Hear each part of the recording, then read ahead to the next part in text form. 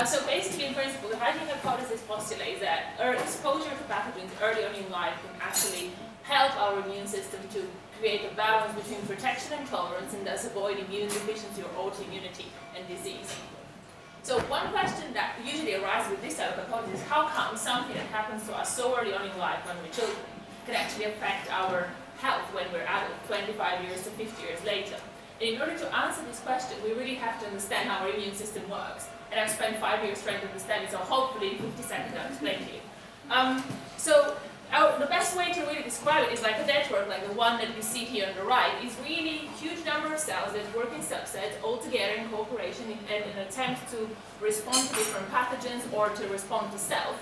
A very important subset of them that is important for our talk is the immune memory cells. So they're the ones that keep a record or a telephone book of all the exposures that we've had to pathogens, viruses, bacteria, to our own self-antigens, and each one of them is recalled every time we see the same antigen again. We see the same molecule again, so we react much faster. And we call this antibody landline, and we send loads of antibodies that neutralize this invader and thus prevent disease.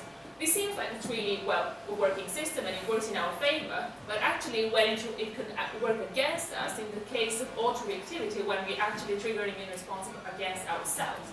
And in these cases, there will be diseases like autoimmune diseases as lupus, rheumatoid arthritis, diabetes, all the really scary sounding names. So it seems like a double-edged sword that our immune system is, and it has to be very tightly regulated. But what happens if you throw a virus in your telephone book? What usually happens in your computer when you have a virus?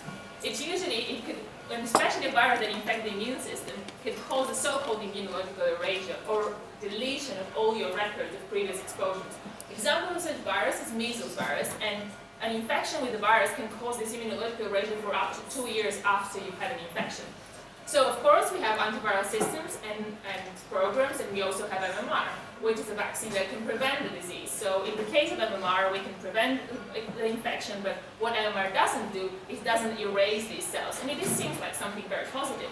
But if you've been listening carefully, I hope so, you would remember that in our immune system there's not only the beneficial one, but also the bad cells, and that's what MMR can't clear. So as part of my PhD, I'm trying to understand whether natural infection with measles can be beneficial to our susceptibility to autoimmune diseases, and looking in patients before and after infection with measles to see what records are kept and which one are removed. And before I finish, I want to give you just one take-home message. Believing in the hygiene hypothesis doesn't mean that you shouldn't wash your hands or vaccinate your children. Vaccines are really important, and I'm not paid by GSK.